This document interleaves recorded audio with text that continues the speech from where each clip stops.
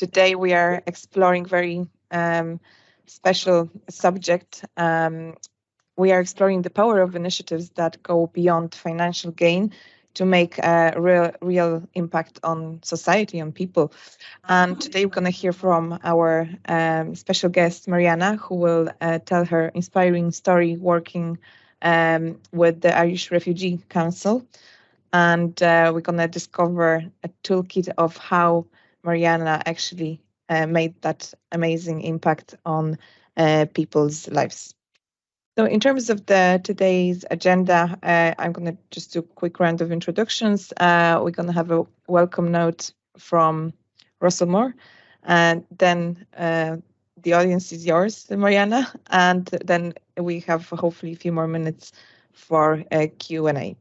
So guys, I just wanted to remind you that this session is going to be recorded, so please keep that in mind. My name is Marta, and I head up the training services in Aspira, and I'll be your Master of Ceremonies today. We're going to have Marianna O'Neill, Senior Project Manager, Coach, and Trainer, who is our special guest speaker, and Russell Moore, who's the Head of Government Accounts in Aspira. He is one of the panelists. So before I hand over to Russell and Marianna, I would like to invite you to the interactive tool Menti. You can just scan the QR code that you can see on the screen. I'll just go to www.menti.com and type in the code 49568082.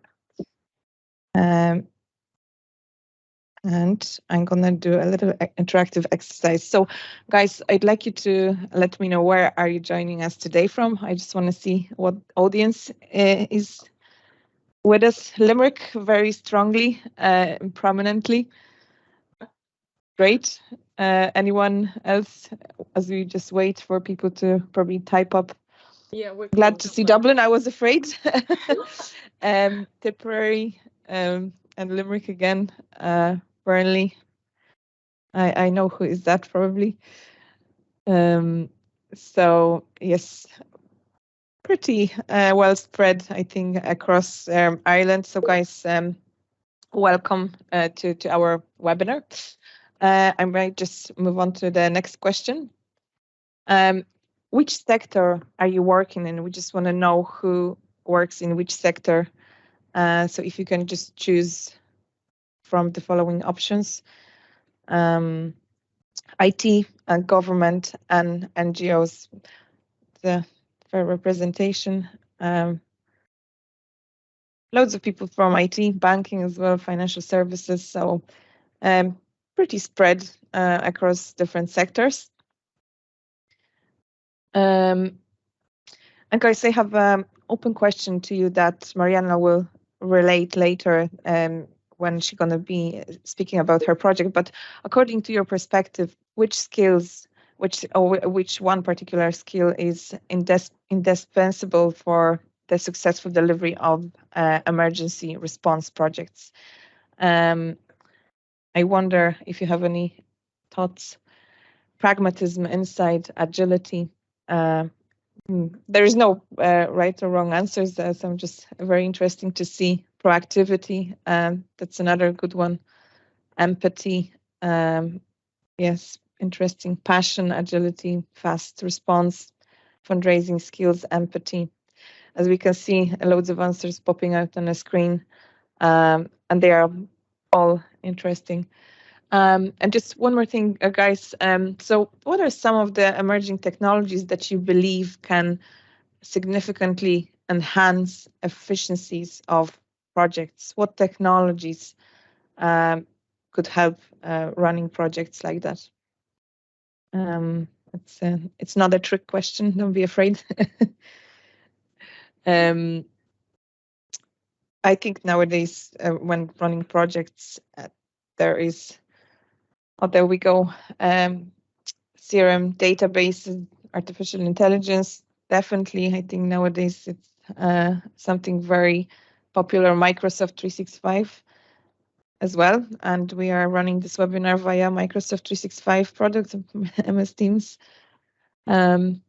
Okay, I let you get away with that one. I think the technology questions are Slack. Oh, that's another great one. So guys, thank you very much for that input. And I would like to just go back to Russell. So Russell is heading up public sector services in Aspira and has well over 20 years of experience under his belt across different sectors. Worked in business development, resourcing, operational consultancy support, and Russell is a very big fan of football. Just a personal thing. Why I'm saying that, because I would like actually Russell to introduce Marianna's profile. Russell knows Marianna quite well and they have a special connection. So Russell, I will let you introduce Marianna to the audience. Thanks very much, Marta, and good morning, everyone. Yeah, so as well as obviously working in recruitment and resourcing for 30 years, Marta, so I know I don't look it. I've obviously come from a very international background. I studied languages and I'd worked abroad a lot, and I have a deep-rooted interest in European history, and this has got a theme, obviously, as we talk about today's topic, because I'd have obviously visited and been across Western and Eastern Europe a lot in my time as part of my studies and my different degrees that I did. And when I met Marianna, and often a lot of the international consultants that we work with, there's a slightly different slant and angle to that individual person. So I met Marianna through introduction from Pat, our CEO, and Pat said that Marianna comes from a slightly different angle around project management. We spoke a lot when we met first time in the office here in Benson Street about Marianna's own personal interest, not only her real passion for learning, self-development and using technology and tools and different skills that she developed through her time in IBM, but also to just, as I said, using technology. And I kind of felt like she was someone who could do particular types of projects as opposed to what I consider to be standard IT projects. So when I first heard of the opportunity we had with one of our public sector clients, she felt like the perfect person because of bringing in an element of solutions to what was required in a particular assignment that we had with them. And since that time, and she spent what was meant to be 2 weeks into 18 months on site with the client because of the value she provided. She's often come in and out of our organisation and helped us with different client engagements, quite diverse ones. She knows what she wants, and she also tells me what she doesn't want. So I've asked her and approached her about certain different types of organisations that she can work for, and she says, not quite me, I prefer to do this, and I have a lifestyle, I want to look after my family. So very, very, very kind of pragmatic individual, and someone we're very proud of to work with Aspira.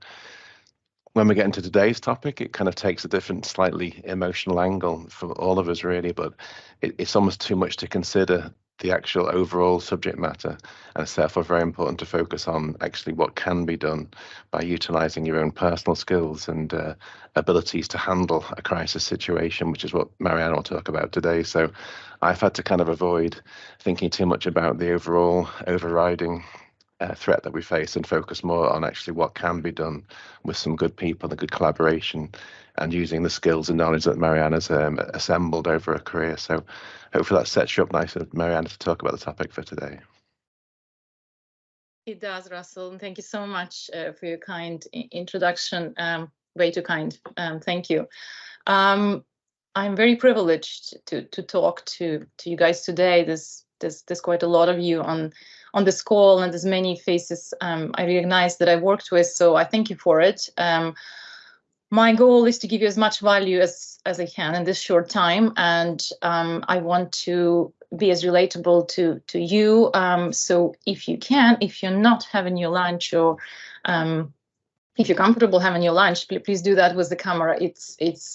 I try to look at camera myself in this hybrid remote working that we have. I think it's a great way to connect and also help me where I need to go a little bit faster because people are getting bored, and where I need to kind of slow down because people getting and looking interested.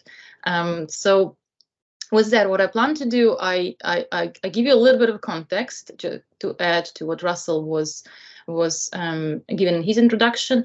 And then there will be just one slide. I don't use many slides. One slide with 6 principles that helped me to deliver this project, that helped improve people's lives, Ukrainian people's lives, and still improving those lives now with me stepped out of it, and Oksana, who is on the call, a new manager of the Ukraine helpline, and will come in later as well. So that's the plan.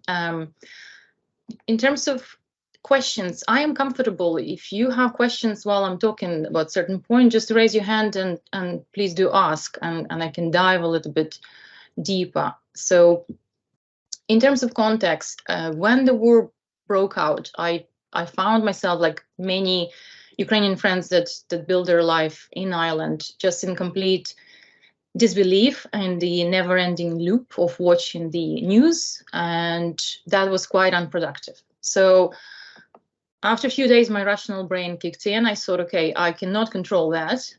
Let's just do what I can control. And in that time, a lot of people I went to school with, I went to college, people that knew those people and their extended family and the friends of friends, they were reaching out me asking for help, and there was little information available. And I made conscious decision to step out of commercial contracts and volunteer. Was all that I could help. I was lucky to have a really great network of friends. One of them is today Roshan Kiri, is my first manager who hired me, and my friend now, who helped enormously, reaching out, and people had accommodation, other people had good back provisions, other people were making donations. So we managed to impact the lives of 35 people.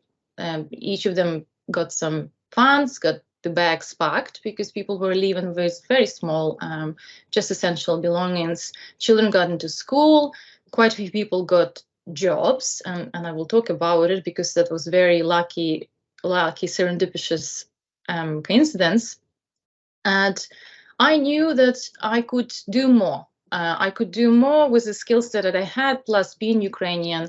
So when I thought about it again, lucky coincidence, the email found me, email sent by partner of the Irish Refugee Council, Horizon Therapeutics. They were doing what Nick Henderson, the CEO of Irish Refugee Council, asked them. They were spreading the word about the RC, urgently looking for Ukraine response lead who would help them with unprecedented demand that they were experiencing on their services at the time. And that was needed absolutely urgently. I was forwarded the mobile phone of Nick Henderson, and he after that said, I'm just so happy I actually picked up that phone, who was ringing nonstop. We spoke the same day. I had the right skills, and the day after we actually started doing the work. I came in the office then after a few days. Before that, we would work remotely, and with this context set up, how I ended up being in the Irish Refugee Council, I actually now moving on into those 6 principles that helped me enormously to deliver the project and the first part of the project just in 2 weeks.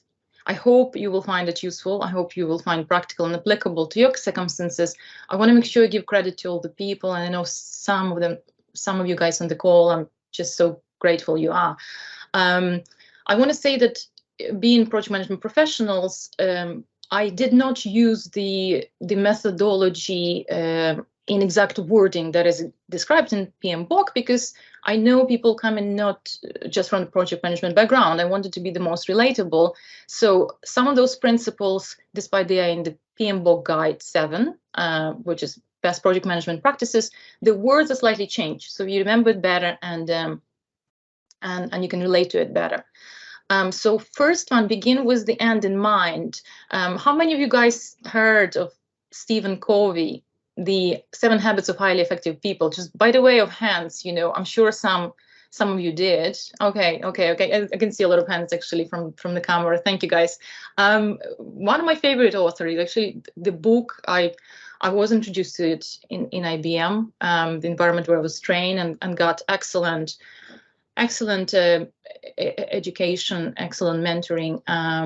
The Stephen Covey is best-selling author, but also the absolute expert, worldwide expert on leadership. And this phrase really summarizes to me anything you begin, and the projects, they are the temporary endeavor. They have the beginning, they have the end. So when you begin in it, always have the end in mind, right? And doesn't matter whether it's the iterative approach or it's the approach where you sequentially plan the whole thing.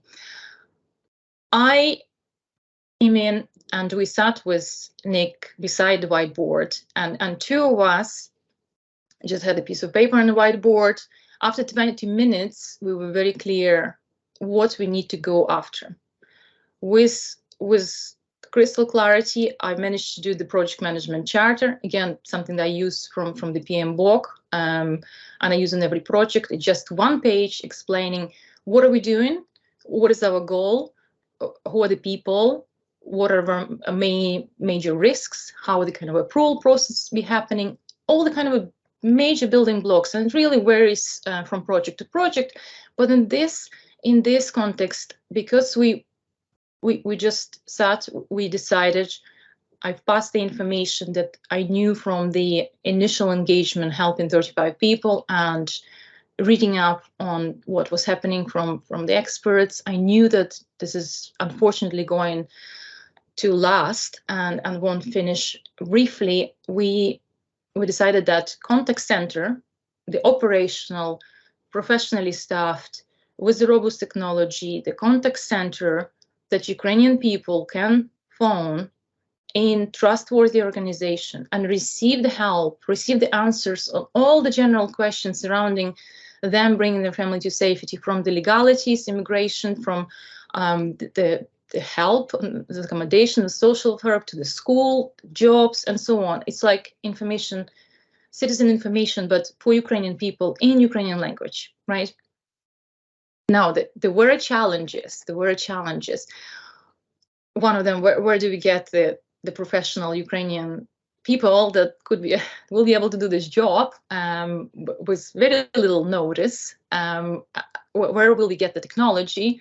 How will we train the people very quickly?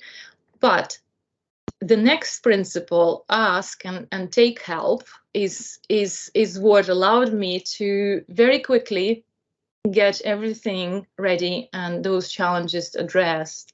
I can see Saoirse agrees on the call. Thank you for coming over.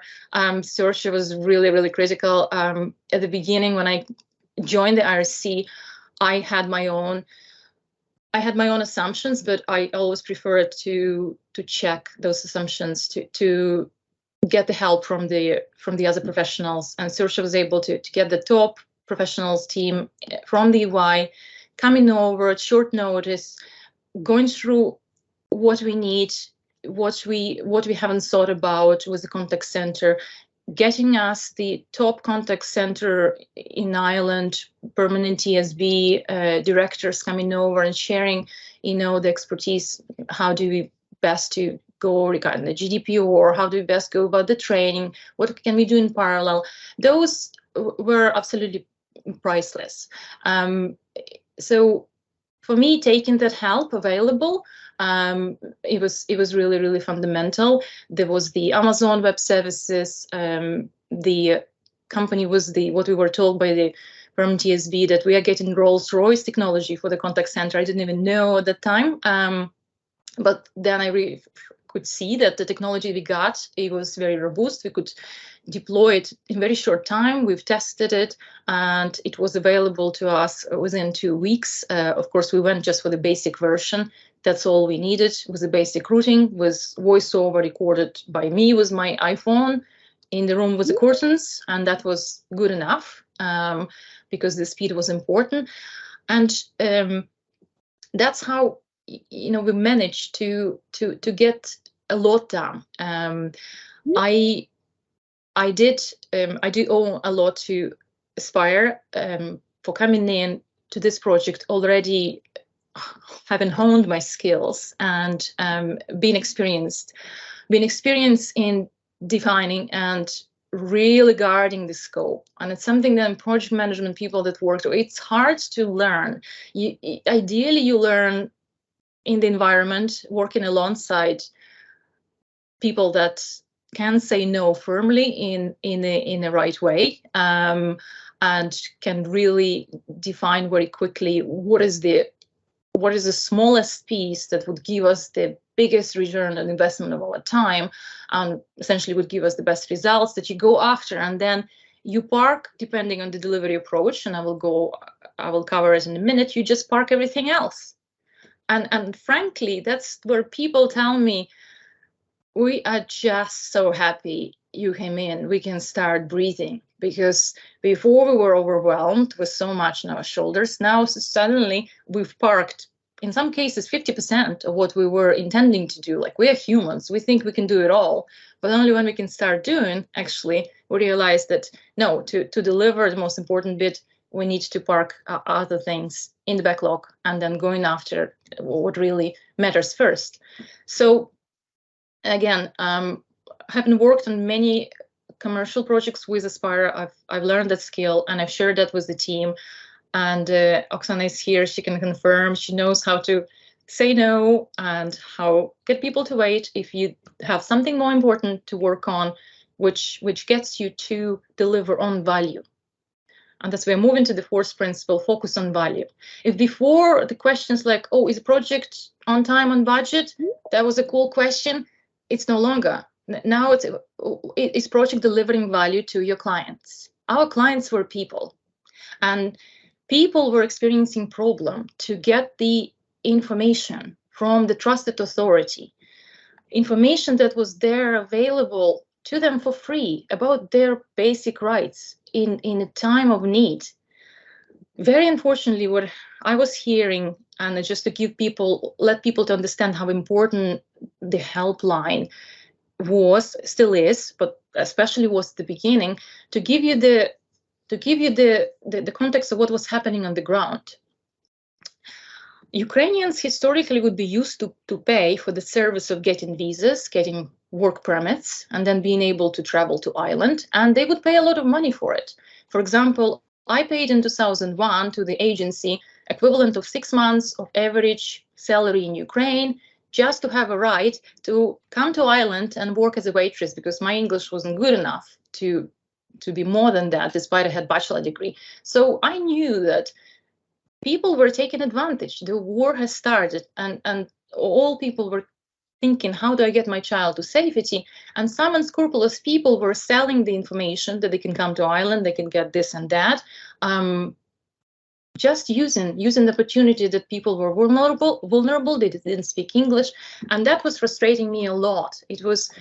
We spoke about it when I was meeting people in the airport that were arriving. We spoke then again. So the value for people was that they would phone or they would contact through the web chat the trusted authority, and 5 days per week they'd be able to get the answer to their questions.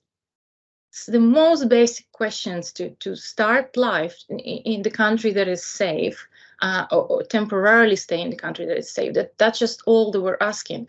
So how did I see that we are delivering value? Well, first of all, everything we do, and it's my training from IBM and then honed in Aspira, we measure. Everything needs to be measured. So each call we would get, we would fill in the form, just the Microsoft Office 365 form filled in, anonymized, and we would get the rich data from that form. As well as that, through the forms, I could see that people calling us, they're seeing the value, they're sharing it. As well as that, people would write heartwarming emails, and it was especially satisfying. Now, people would tell Oksana on the call that I'm just so happy I called, I'm so happy you're here, and I can hear the Ukrainian language, and you can support me. Then we would meet people through the outreach. So all of those were signs that it's given us result. As well as that, most recently, Oksana said the Office of President of Ireland referred people to call our helpline, the ministry of wherever, the ambassadors. So I keep hearing that really we're quite known to deliver the service to the Ukrainian people, and this service is of value, and that's what it matters. Now the helpline is no longer a project, it's operations, and these operations continue delivering value. Now, on this point, the most heartwarming message, just to show the human aspect of it, I received from Denis Antonov, and I can see he's among the guests. Denis agreed to come in and just say a couple of words, exactly what you told me, Denis, when you, in March 2022, were responsible for your family of 4 women, I think, right? And you needed to make a decision, you needed to get reliable information. You found our helpline, and it helped you. So, Denis, if you can hear me, and you're already unmuted, please turn your camera on. And yes, I hear you. All hear me. All good. Connection is good. Yeah. Thank you for your invite today. And I'm glad to share my refugee story here, because my call to Refugee Council helpline, it was a game change call, because I was in Poland with my family, and we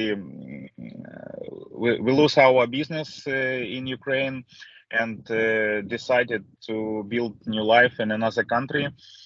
And it was no reason to learn Polish language or German language, so we decided to choose English-speaking country, and America and Canada was so far, and we chose in between UK and Ireland. And in UK was difficult programs. You should live only with landlords, and when I googled, I found Refugee Council organization, and decided to call. And I was shocked when I called to Irish number, and I heard my native language, and speak with Ukrainians, and I received information that here you find a job, here your daughter government will help you with the school, with accommodation, with the payments for first time for your adaptation, and just buy a ticket and fly. And that was my experience today. Today, my family, it's it's more than 1 year we're here, and we adapted. So my grandmother happy, my mother happy. She teach yoga here. My wife almost speak English. Daughter go to school. I had a job on IT area, because I had IT background before. So thank you for this call, and this is my review. Happy to share. Thank you so much, Denis. I really appreciate. Thank you. So we'll continue, but please, guys, if you do have questions, do jump in. We're almost finished, and I'll be bringing Oksana, who is the manager of the Ukraine helpline, after me completing the project, also to say a few words in relation to the tailored delivery approach. Now, we all work. I'm going to start by saying that we all work in highly uncertain world. There's very few projects now which you can plan in advance in the common waterfall style, sequential style. We do need to almost jump in within the reason, of course. Begin with the end in mind is also relevant, but tailoring delivery approach, this is what I do. The circumstances do change, the team changes, and it is quite important to be able to come in with the mindset of experimenting to the degree. Like, for example, when we started, the team of 6, including me, we were in one room and we all were there.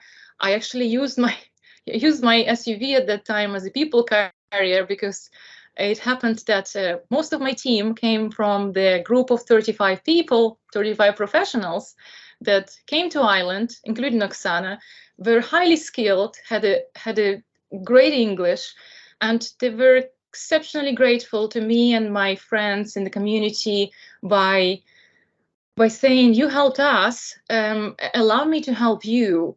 Could you please get me as a volunteering or job or anything? I want to contribute. So I didn't know what to do with them at that time, but I said, send me your CV. I will look through your skill set and then maybe something will come up.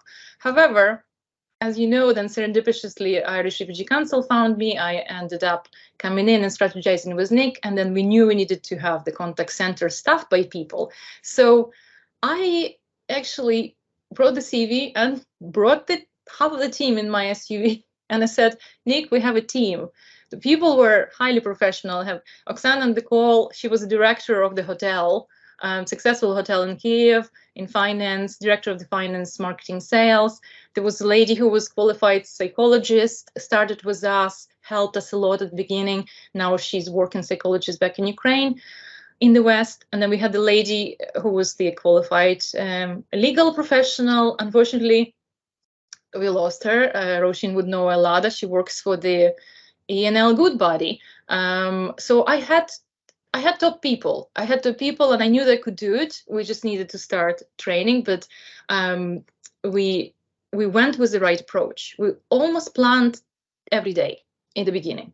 What are we doing this day? What are we focusing on? We had the physical Kanban with just the yellow sticky notes, and we zoomed in on the value, right? Then as we progressed, we didn't need to plan every day. We kind of planned every week. We would come in on Monday, we had a Scrum call, everybody on that call, and we would have a planner that we would use as the digital Kanban now. And we had a suite of tools, which is for everyone on the call. I'm actually going to share the PDF with you, what saves me 4 hours per week. That system in particular does help a lot. So you will get at the end of the call. But the point is that I kept tweaking the approach to make it most result driven. With Oksana being here, I would like to hear like your take. You came in completely different country, different way of working, right? I understand you're still using what I put in place, because Nick told me recently that team practically runs itself, which is, for me, it's the best feedback. I just let Oksana come in, take yourself a mute and say a couple of words. And thank you, Oksana. Hello, everybody. First of all, thank you very much, Marianna, not just to be a good manager for us, just to be a good friend. You help me, you help all our team to believe in ourselves. Just a little bit about myself. All my work experience was in Ukraine. How said Marianna, before I came to Ireland, I was director of sales and finance in a hotel. Sorry, but when war started, hotel was destroyed, and one of the reasons I moved to Ireland, and I had a great opportunity to experience a structure which Marianna introduced to us. Structure how to work in Ireland, and it's helped us a lot. It's helped us now. This structure of help us to believe in ourselves, help us all our ideas was to be heard, help us to be I'm sorry, very little bit, help us to make like right plans, helped us to see what is have to be improved. And I can say it's a little bit different what it was with me, like my experience in Ukraine. And I can say that maybe most favorite one for me, it was a process of digital scoring. It was very interesting because it helped us to see our achievements as a team, help us to make a right decision in the right time. And just we was able to see what it's working in the right way. And also it was a great opportunity to see if something is not working, and it give us a chance to change it or just stop to do it. Everything what Marianna taught us during we working together for long periods of time, we still use. Our team is really very big team. And I can say that we are helping each other, and we so appreciate that Marianna shared her skills with us and help us to start our work in Ireland and help us to believe in ourselves. Thank you. Oksana, thank you so much. Oksana referred to the lessons learned retrospective with the digital scoring. This works very well, and it worked. I know you liked it and team liked it.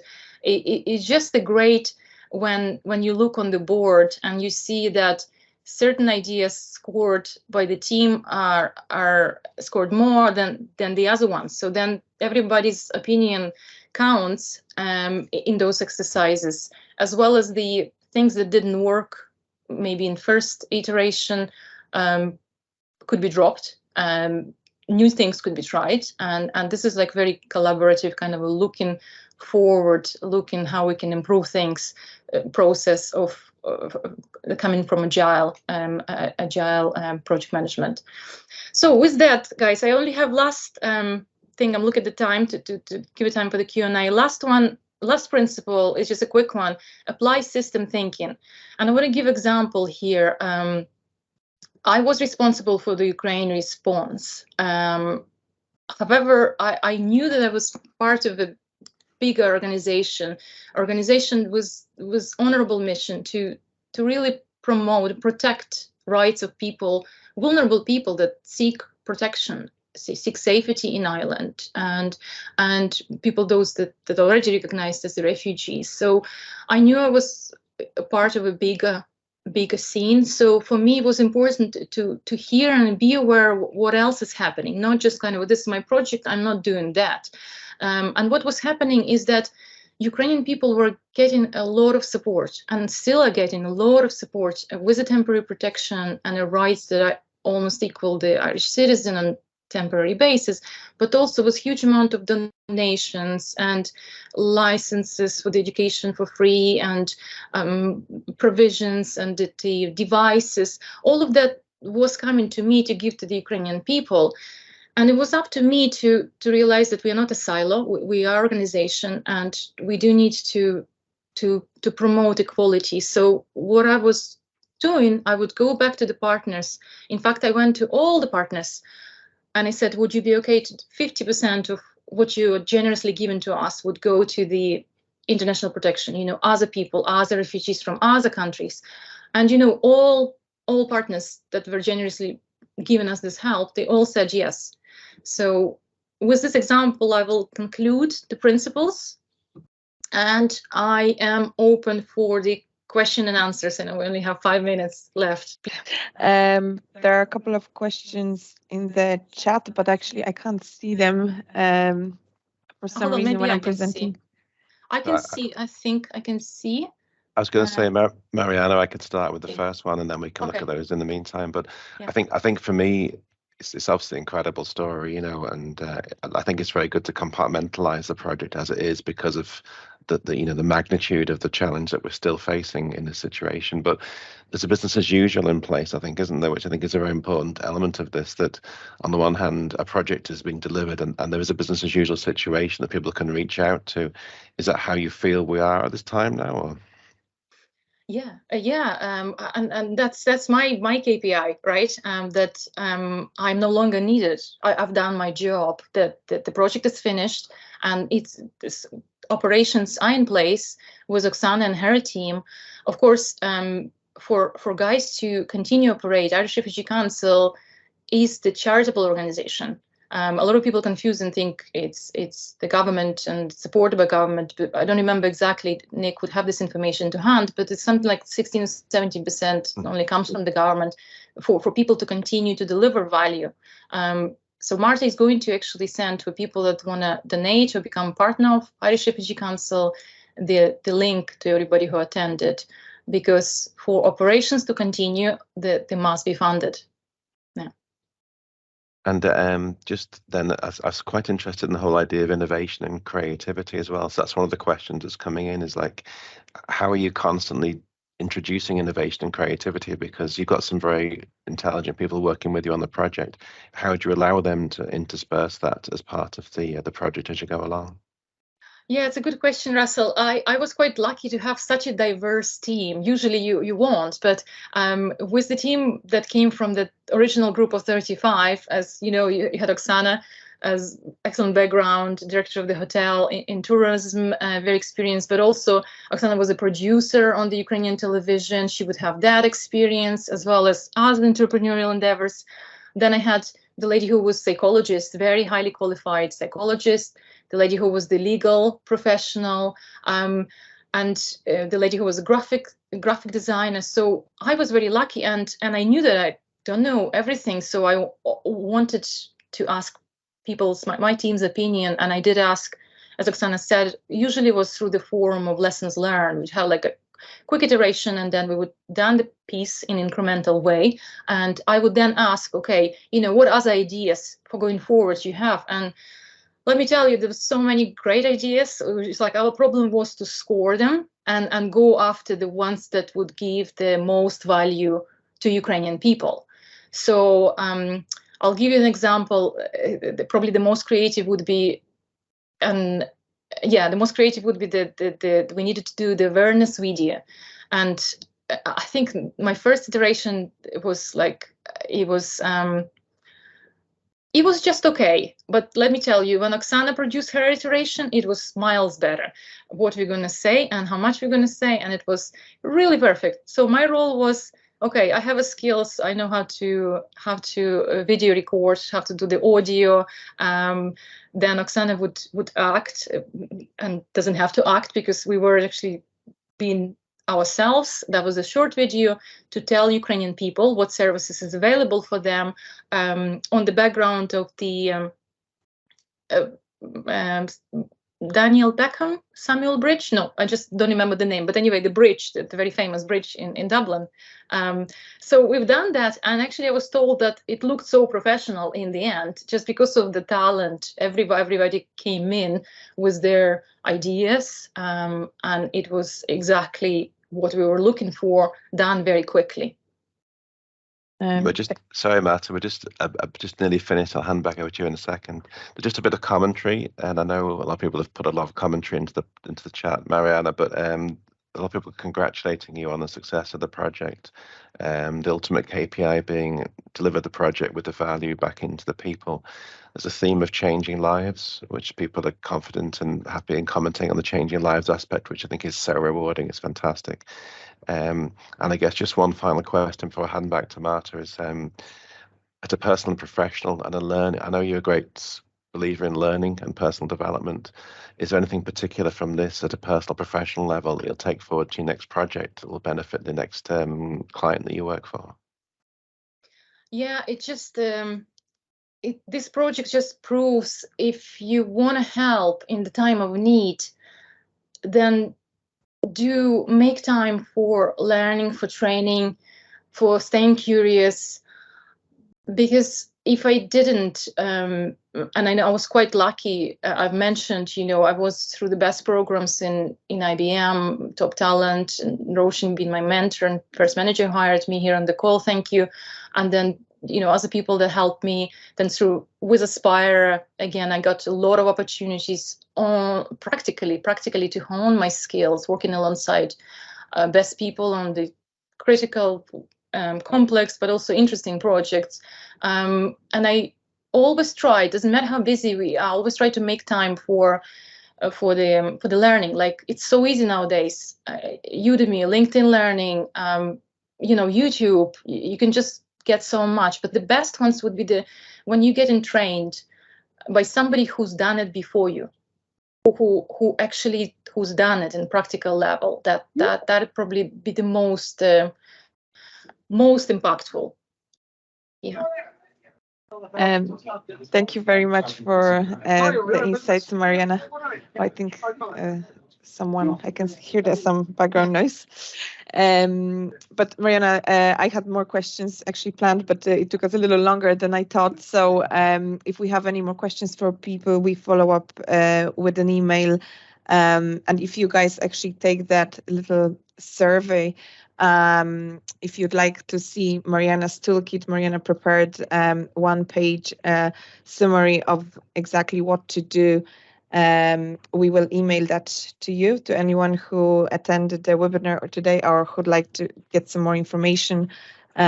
We will follow up with an email, and also, as Marianna mentioned, there is a donation link for the Irish Refugee Council, and if you'd like to support the operation services that Marianna already set up, you're more than welcome to donate whatever you can.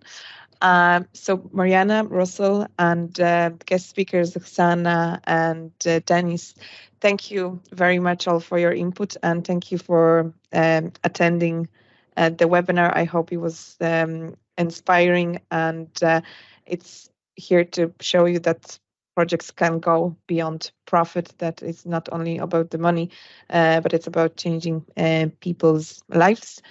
Thank you very much for attending, and see you next time.